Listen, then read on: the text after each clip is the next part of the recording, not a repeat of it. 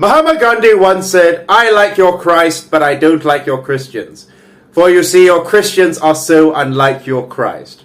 Now, this is a phenomenon we've observed quite often when so-called Christians, and I use the term very loosely, people who profess to espouse Christ-like values, are only doing so in order to virtue signal and look holy and sanctimonious compared to the rest of us, but are really as vile, nasty and cruel as any Pharisee who nailed their favorite Palestinian philosopher to a pair of sticks. Yeah, so many people that I know personally who profess to be Christians, who are on their best behavior just one time a week, right, are some of the nastiest, vilest, cruelest people that I've ever had the misfortune of meeting. And yet these people think that they are saved and absolved because they happen to have been baptized and they happen to own a Bible and to basically profess to follow the footsteps of Jesus Christ. Well, when it comes to the issue of Israel and Palestine, this is really, really, really clearly seen. Now, I'm an atheist. Yes, I know I never make a big deal about my atheism. It's not a core part of my identity like some people in the West. See, but I used to be a Christian, right? I genuinely believe that Christians were all naturally nice people.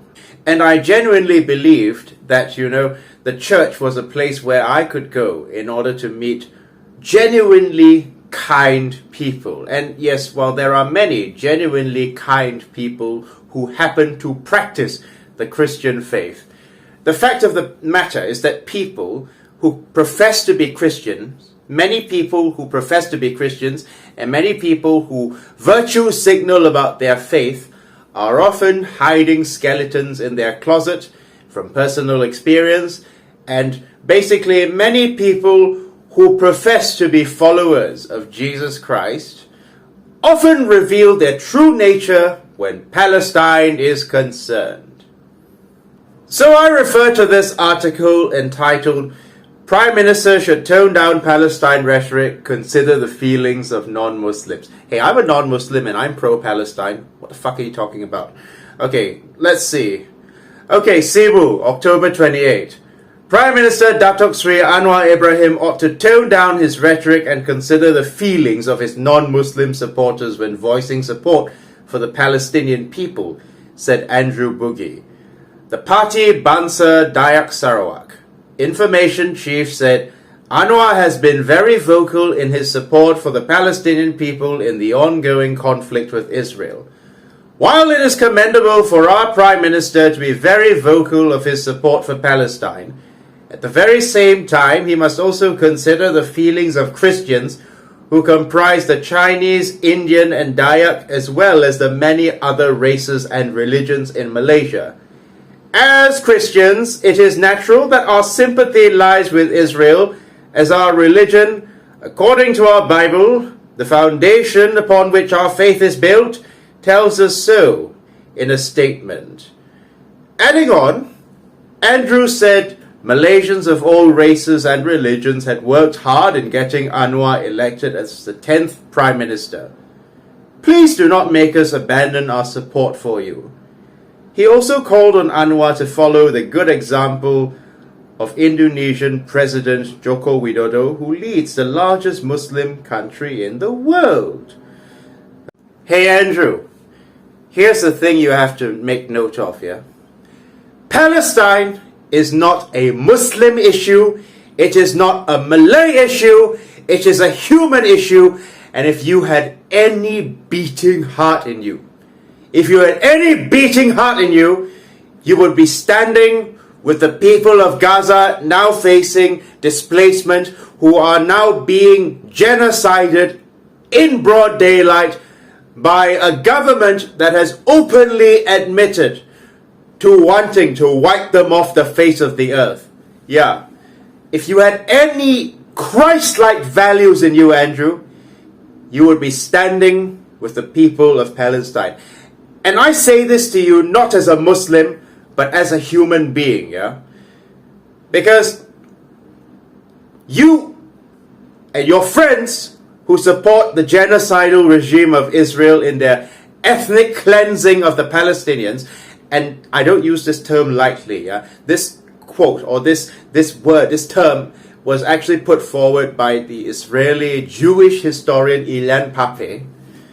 If you support this unjust, genocidal regime in their cruel and inhumane treatment of the Palestinians, you will be on the wrong side of history, right? So take your feelings, shove them up your own ass here, Andrew, because most Malaysians are on the side of the Palestinians, whether you like it or not. Most Malaysians are not on the side on the Western colonial state of Israel, and the whole global South is also in unison against the Western colonial state of Israel. And every person in the global North with a beating heart in their chest and humanity in their soul is also on the side of the Palestinians, right? So fuck your feelings, Andrew. Fuck anyone's feelings if they're gonna whine about how, oh, my personal feelings are being disrespected because I can't, be on the side of these genocidal ethnic cleansers without basically being attacked on social media or being bullied, cyber-bullied, as if they're not bullying the Palestinians in Gaza, right? As if raining bombs on them is not bullying them, as if what you're enduring is anywhere near as bad as what the Palestinians in Gaza are enduring. Have you people no shame? You people who call for cultural sensitivity, or you assholes who call for a respectful exchange of dialogue. Have you no shame? Posting about how frightened you are in order to express your opinion on Israel, your pro-Israel opinions on social media, in between going to dinner with friends and going to a movie after that. How embarrassed I feel for you, with second-hand embarrassment as a non-Muslim, as a non-Malay myself, that you have reduced this actual humanitarian crisis to a culture war, right? Of Muslim versus non-Muslim. How dare you abuse the name of Christ, a man that I know was a person who fought for the underdog, who fought for the rights of the underprivileged, who stood with the oppressed in times of injustice, right? How dare you even put yourself or even try to associate yourself with his name, you Pharisee? Considering that Palestinian mothers and fathers are now digging through rubble in order to find the bodies of their slaughtered children, I think getting scolded on social media or getting attacked on social media is a very, very small thing in comparison. It's like a mosquito bite, in comparison to getting your arm cut off, You are free to express your pro-Israel point of view. You're free to basically support the Likud party, which was, by the way, founded by terrorists. Yeah? But of course people will attack you. What do you expect? And it's not just Malaysia that is standing on the side of the Palestinians. Even Western countries, even Macron, yes, a neocon like the French President Macron has now called for a ceasefire, right? Even the ministers of Belgium are also calling for Israel to be sanctioned, right?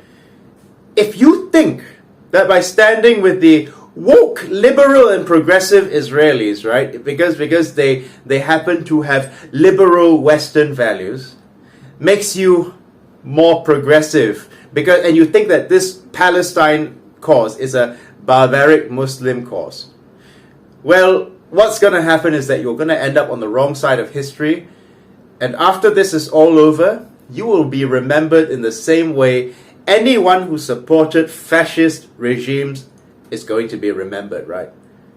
What are you going to tell your grandchildren, anyone like this who says that it is our duty to support Palestine, right? And yes, as I've said, don't call yourself a Christian, basically, or basically, if you're not going to preach Christ-like values, right? If you're not going to speak up on behalf of Christians in Gaza who are not being oppressed by Hamas at the moment, right? Hamas is a nasty party, no doubt. But at the moment, it is Israeli bombs that are killing Christians in Gaza. Christians in Gaza have suffered from the displacement and military occupation for the last 70 years. Don't pretend to care about your Christian brothers and sisters if you will not care about the Christians in Palestine. You Christians for Israel in this country are no different from American evangelists. All talk, all theory, no practice, right? Because if you had any heart in you, if you had any soul in you, you would be siding with the Palestinians, right? You would be crying for those parents who lost their children, for those children who lost their parents, and you would not be crying for Israel. You would be crying, of course, for the families who tragically lost their family members on October 7th. But this was started, this creation of Hamas basically was not a cause of the occupation, but a byproduct, a symptom of Israel's brutal treatment of Palestinians since the Nakba of 1948, right? And yet you side with Israel. You side with Israel simply because you consider it to be a proper first world country that has more in common with you culturally, right? That's the reason why you side with Israel. Don't bring in the Bible as an excuse. The truth is, you just don't like Arabs. That is a fact. You won't admit it, but that is true, right? And the fact of the matter is that you don't like Jews either. I don't think you have any great love for Jewish people either, because Zionism in itself, right, is itself anti-Semitic, and let me explain why. Zionism is anti-Semitic because you're saying that the Jewish people must basically live far away from everybody else in a state of their own. Why can't the Jewish people coexist with others, right? Why can't the Jewish people live together in peace and harmony with people in your society, right? And why is it the most anti-Semitic countries in the world have historically been Romanized Christian countries like Germany or Italy or Great Britain? The same type of Christianity that you support, right? Romanized Christianity has not been terribly kind to the Jewish people. So I don't think you particularly have any great love for the Jewish people either, right? And, you know, the fact of the matter is that you only support Israel because you believe that the Armageddon will take place in Israel, right? Right? That's the only reason. But here's the fact of the matter. Orthodox Christians are standing with the Palestinians, right? Jewish people themselves, right? Orthodox Jewish people acknowledge that you cannot form a nation state until the Messiah comes, right? And furthermore, the Nakba did not end in 1948. The Nakba is ongoing with the constant seizing of Palestinian lands, the constant displacement of Palestinian people, the constant nightmare that Palestinians have to go through in order to pay for the crimes of Hitler and the anti-Semitic European Christians, right? You do not speak on behalf of Christ, right? And furthermore, not only do you not care about the Palestinian Christians, so you can't claim that you care about Christians all over the world, right?